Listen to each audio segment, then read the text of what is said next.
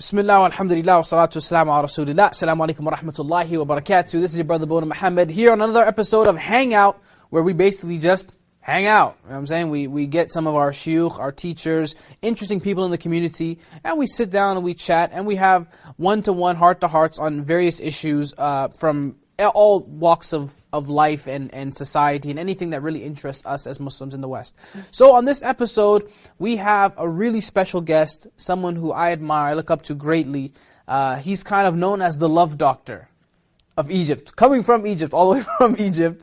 None other than Dr. Reda Bedeir, mashallah, tabarakallah. Assalamu alaikum, Sheikh. Wa alaikum assalam. How are you doing? Alhamdulillah. Alhamdulillah, jazakallah khair for joining us here today. Thank you for having me. Alhamdulillah, it's always an honor to see you. And we had you this weekend at the conference, the Sakina Community Center conference, alhamdulillah. So we've been really getting the best usage out of you as possible. Thank you so much. And I just want to say something. I love your smile. Jazakallah khair.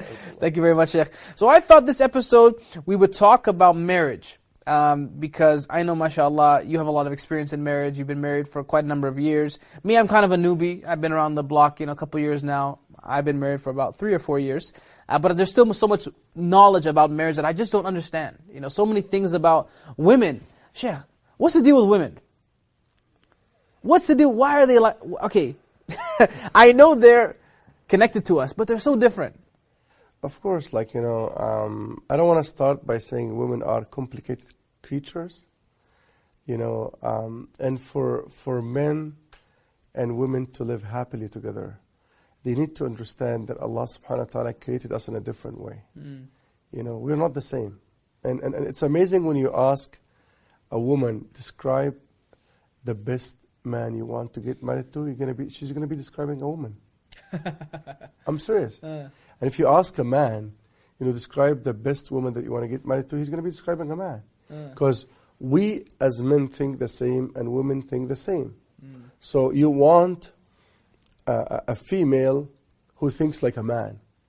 And she wants a male who thinks like a woman. But we're different. The way Allah created our, the way we think, the way we act, the way we react. For example, sometimes you go back home, I'm not sure whether you have been through this, and you'll find your wife all of a sudden crying. And then you say, honey, why are you crying? She's going to say, I have no idea. And then you keep repeating because you really want to show that you care. It's like, honey, I just want to help here. I can't see you crying without doing anything. Can you tell me why you're crying? She's going to say, I told you I don't know. And then you insist, and then she gets mad. It's like, I told you I don't know. And he's like, you know what? Cry your eyes out. And then you leave the house. SubhanAllah, she really doesn't know. And you will be amazed, you come back home after half an hour, and she's going to come close. She's like, how are you? It's like, what? Were you the person crying half an hour? It's like, yeah. Why were you crying? It's like, I told you I don't know. Why do you want to bring it up again? So just let it go. And this is why the Prophet ﷺ said, sometimes you see things. He said, a good believer is al-mutaghafil. There's a difference between ghafil and mutaghafil. Ghafil means heedless, careless, unmindful. But mutaghafil, you see things happening, and because you know the nature of the other person, you just let it go. Let it slide. Exactly. Right. Yeah. Well, I know that's very, mashallah, I think very... a lot of wisdom in that advice, because I think, like you said, there's a lot of people who I think have unrealistic expectations of marriage. I know for myself, for instance, before I got married, I had you have this whole laundry list, mashallah, of everything you want. You want her to be like this, and you want her to be this tall, and you want this family, and this amount of Qur'an, and all these things. And sometimes, the expectations are unrealistic. It's like you said, you're looking for someone just like you, or you're looking for someone just like this, but sometimes that's not even what's best for you. Right? You find sometimes that someone who maybe is the complete opposite of what you had in mind sums up the right spouse for you. But still, there are so many brothers and sisters out there that are struggling to get married. We see it every day. Guys and girls, they're getting desperate now. They're doing things that they wouldn't have done 20, 30 years ago. They're going online. They're holding different events in the masjid and trying to do these matchmaking services. A huge industry right now for the Muslim community in the West. What do you have to say about that? What do you think? First of all, Akhi, sometimes people, they don't know anything about marriage and they learn through marriage. So those people who rush into marriage without knowing what marriage is, they end up having so many problems. Like back in the days, I used to live in Calgary, and we all know that the rate of divorces are really going high. And I will conclude a marriage contract for a couple, and they will come to me after a couple of months and say, like, it's not working. Yeah, and I was like, when it became a phenomenon, it's like, hey, let's stop here. And I developed my class called Engagement Before Engagement. And I said, you know what? For anyone who would like to come to me, you need to attend that class and pass it. Because at the beginning, they used to come, you know what? The body's here, and they're not there. I said, okay, the test is coming after a week. It's like, I say, yeah, because you need to take it serious. Right. So for some people, when you say marriage, it's like it's a word, right? To me, it's something really, really much bigger than a word. Man, it's a sentence. It's a life sentence. and some people, they take it like I'm serious. I'm saying it's a life commitment. Some people think, in marriage, inshallah, we're gonna have fun. We're gonna spend nice time. We're gonna read the Quran. We're gonna do this, yeah. And there's no responsibility. There's no chores. There's no bills to pay. There's no pregnancy. There's no pain. There's no disagreements. And then once they hit, like the real life, they was like, oh, I didn't know that. This is why Islam, came up with the best scenario for marriage. First of all, there's something called, as I said, like in my class, engagement before engagement, right? So what's meant by engagement? Engagement is like, in Islam we define it as a non-binding promise of marriage, out of which either party can walk away without any responsibility. And again, I know some people will be upset by what I'm saying, but again, who cares? Because this is what Islam says, meaning we come together. Okay. The man proposes, and of course, the way he comes through the door, not through the window. Like some people come through like Facebook, Facebook, and texting and emailing and stuff. Yeah. No, and subhanAllah, teaching at the university, sometimes I see couples and I know that they are Muslims, especially like back home. So I stop and I really spoil the relationship, because I stop there and say, who's he? Who's she? And then they give me the dirty look, like, who are you? And of course they know that I'm a professor at the university, so it's like, listen, he's a very bad man. And she looks at me, it's like, how dare you say this? Like, she doesn't talk, but like, you can see it in her eyes. And I say, if he's a man, he shouldn't be sitting with you now. You know why? Because if your dad goes by now, he's going to run away. Right, Mr. Boss? And he feels embarrassed. And I say, if he's a real man, you know what? He should come and knock on your door and ask for your hand. He's just passing time now. Just having fun. But when he intends to marry, he's not going to marry someone who's dating. And then I say, am I right or right? Then he looks at me, he's like, I say, you see? And then she starts fighting, and then it's all gone. Yeah, but Sheikh, I think there has to be an in-between. Like for some people, this idea of, I understand the idea of engagement, but for some people, they still feel like you never really get to know the person in an engagement. When families get involved, it's still very formalized. Everybody has their nice face on, You don't see the person like how you would see them when they're married. What is the solution? I know dating is not a solution. It's not allowed in Islam. No, alhamdulillah, we love dates. We eat dates in the morning. It's a sunnah. But we never date. That's a different story. To tell you the truth, like when it comes to engagement, that's what people don't know. The man would come and sit with her in the house. The door should be open, but then they can have their private conversation. So they can be kind of away from the family. But again, the door is open, because the Prophet ﷺ told us, if a man and a woman is behind a closed door, shaitan will be their third. So, but if you know that the door is open, anybody can come in, people can hear what you're saying, then you have some privacy, but in the same time, you will not be allowed to do something haram, because shaitan will always be there. So they can sit together and discuss everything. And people don't know the right questions to ask. I always thought a lot of questions that you hear people ask are like, okay, how much Quran do you know? And they'll ask you about, just kind of like the generic, dumb questions. Okay. So what are the right questions? What should somebody be asking? Some of the questions would be like, what is difficult for you when it comes to Islam? Then you get the person to think before they speak. And then you say, when was the last time that you missed Fajr? So if he says, what do you mean by Fajr? So you know what type of person you're going to get married to. You see what I'm saying? Yeah. When you get angry, how do you act? And how do you react? If I do something that bothers you, how much would you keep it within you without sharing it with me? Okay? You know, there are really real questions that can tell you about the person. You know what I'm saying? Who are you inviting into the wedding? You know? So during that period, like, they should discuss everything except one thing, which is the emotions. Today, in our real life, people, they discuss nothing except the emotions. Engaged people, they're exactly as if they are engaged people. They're going to send text like, you know, I love you, I miss you. This is totally impermissible. You can't discuss emotions because she's a stranger and he's a stranger. They have no rights upon one another. But they can talk about future plans. For example, what about my education? Would you allow me to continue my education? Because they assume, and after marriage, like, you know, you have to stay at home. Divorce.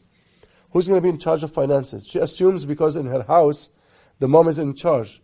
Then the guy comes and says, like, you know, I'm going to be in charge. Like, you know, no, you're not going to do like my mom. Divorce. What about children? He comes into the marriage like, you know, I want to have children right away. She says, no, I want to have children after 2 weeks. After 2 years. You better. You know? So, you know, we discuss everything. Where are we going to live? You know, I'm going to travel a lot. Would you accept that? Because later on, she says, like, you know, I didn't know that you're going to be traveling. You know, I can't handle this. I'm not going to leave my country. I'm not going to even leave my neighborhood. And then they get divorced.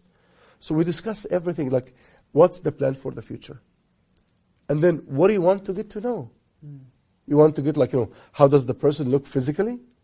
You know what I'm saying? Like, let's not, you know, because people get their ideals now from where? From the movies. TV, movies, internet. Exactly. But when we go back to the pure sources of the Quran and the Sunnah, we will learn that, you know, engagement is important, and you get to know the person at least 10 to 20%. You marry them, and you will get to know 10 to 20%. You stay with them for life sentence, 25 years, you will learn about 2 to 20%. You will die at least knowing 60%. So don't ever tell me that when you live with a person, you're going to know them. It takes a long time when you interact with them. Because when Umar radiallahu anh asked the man, do you know so-and-so? He said, yes. He said, have you traveled with him? He said, no. He said, have you dealt with him financially? He said, no. He said, you don't know him. This is how you develop knowing the person. I mean, you spoke a little bit about it, but I want to expand more on the idea of weddings. You know, I think specifically, you know, different cultures have different expectations for weddings. Alhamdulillah, my wedding wasn't extravagant. You know, it was very cheap. The families came together. You know, we did like just basic from the Sunnah. But weddings can be a big fitna. You know, there's a lot of things that go down. I know some people, for instance, they want to do something, you know, more conservative, I guess more in line with Islamic values, but the families are completely opposed to it, and the families want to do something huge, and they, you know, the girl wants to ride it on an elephant, and they want to have this whole like big band and music. And so how do you compromise like what your parents want versus what you want versus what's Islamically correct versus what's cheap? You know, how do you find the balance between all those things? In fact, you know, when Allah subhanahu wa ta'ala blesses a young man and a young woman to get married, they should start their life with obedience of Allah subhanahu wa ta'ala. So they should go back and say, what would please Allah? Because, you know, by the end of the day, wallahi, I've seen this with my own eyes. There was a couple who followed the culture. They did like a wedding in a huge hall, in a hotel, just to show off. So the brother starts, who pays for that? The young man who's getting married. So he starts his life with a debt, just to show off. Does this make any sense? Now, your parents will say, you pay for the wedding, I invite the people. Who on earth would say that? Yes, we invite everyone. Okay. Number 3, Islam tells us there is no mixing. What happens in weddings today? Yeah. In fact, everybody is dressed up to try to, you know, catch a match within the wedding. This is not Islam. Yeah. And the more you expose of your body, the more dazzling to the eye, your soiree and you know, the men. And this is not Islam. You have music. And subhanAllah, today, just to go and visit some people and they have the Quran on, they're going to say, Inna lillahi wa inna ilayhi raji'un. What happened? So the Quran is linked to the dead. SubhanAllah. Allah subhanahu wa ta'ala said in Surah Yasin, He said, لِتُنْذِرَ مَنْ كَانَ حَيًّا. The Quran came for the living one. But we have the Quran when somebody dies. Wallahi, I'll just tell you like a personal experience. There was a young man who was away from Islam. He was not practicing. And then he just came to pick up his sister from one of my halaqas in Calgary. And then he attended a story that I was sharing at the end, and I cliffhanged everyone. So he ended up coming the following time to know the end of the story. And then subhanAllah, that was his beginning, and he started coming to the masjid. Allah subhanahu wa ta'ala guided his heart. So when he wanted to marry, he brought his dad, and he said, he was like a thug before marriage. So he told his dad, like, listen, this is my sheikh. Whatever he says, it's like an obligation. He's going to be in charge of my marriage from A to Z.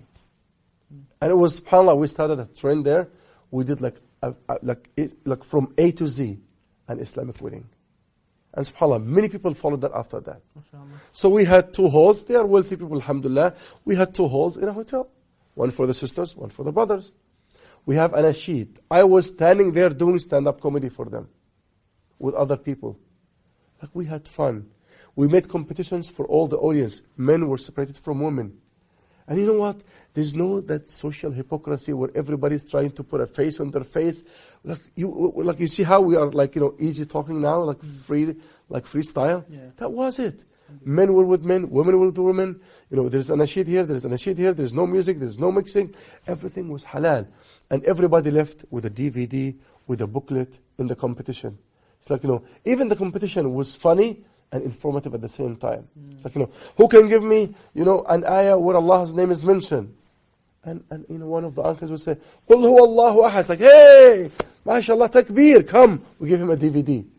So everybody felt happy. We had like competitions. Young people, come, race.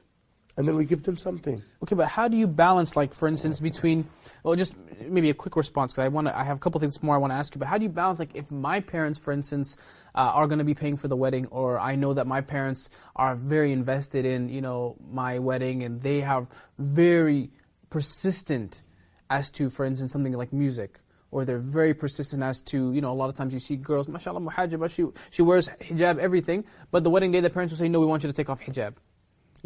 What do you do? Is that time you can disobey your parents, or you can disagree with them and you can make a stance and go against what they ask? Of course, because we obey our parents unless it's disobedience to our Creator. That's the rule. But again, how do you do it? Do it in a nice way. Because use hikmah. Exactly. This is where we need to use hikmah. You can't say like music is haram, and like I'm not gonna do this. Just trick them around. Bring like brothers who have like beautiful voice, have like a background of like natural sounds like the sea and this. Get them exposed to something, like prepare them before that, like we want to watch that wedding, see how it was very good, and we're obeying Allah subhanahu wa ta'ala. Say, what if that person dies on that day when they took off the hijab? Are they obeying Allah until that day? And I saw that couple, they were driving out of the hotel drunk, and they were driving, and they ended up crashing in a tree, and both of them died without even consummating the marriage, drunk. So what would be their defense in front of Allah subhanahu wa ta'ala? So get them to listen to this. We obey Allah, and until Allah subhanahu wa ta'ala blesses us with a great gift called marriage, then we disobey Him on that day. Let's drink, let's take off the hijab, let's have music, let's mix, we have to start our life showing Allah that, we are grateful to you by obeying you, not by disobeying you. Allah musta'an. May Allah help us, Sheikh, because I know that the community definitely is dealing with this marriage crisis, as we like to call it, but I can really appreciate all the wisdom you shared with us here today, and I'm sure the viewers took away a lot of great gems, inshallah. So Jazakallah khair, Dr. Reda Bedeir, for being with us, inshallah. May Allah grant you a long life and a lot of wealth and happiness in many years to come, inshallah. Barakallah fi. Can we share something about the in-laws at the end? Sure. Okay. What do you want to share? There was a mother who had 3 daughters, and they were married. Okay. And she wanted to know how her sons-in-law love her. So she went with the first one, and they had some fun time on the beach. And while she was swimming, she pretended to be drowning. Okay. And that was, the eldest one. So he rushed and he saved her. So the following day, he found a black Mercedes in front of his door with a gift card saying, "Thank you so much. You saved my life. Your mother-in-law." She wanted to do the same thing with the second one, and he did the same thing with her. She pretended to be drowning, and he saved her. Following day, he found a silver BMW in front of his door with a gift card saying, "Thank you so much. You saved my life. Your mother-in-law." Very generous mother-in-law. Yeah. Then she went with the third one, and she did the same thing, and she pretended to be drowning. What he did, he pushed her, and she drowned. And she died. SubhanAllah. Following morning, he found a red Ferrari in front of his door with a gift card saying, "Thank you so much. You saved my life. Your father-in-law." On that note, Jazakallah khair, Sheikh, for joining us, inshallah. Stay tuned for more episodes of Hangout, where we hang out and really just kick the can with so many great people like Dr. Reda Bedeir. Jazakallah khair for watching. Barakallah feek. We'll see you next time. Assalamu alaikum wa rahmatullahi wa barakatuh.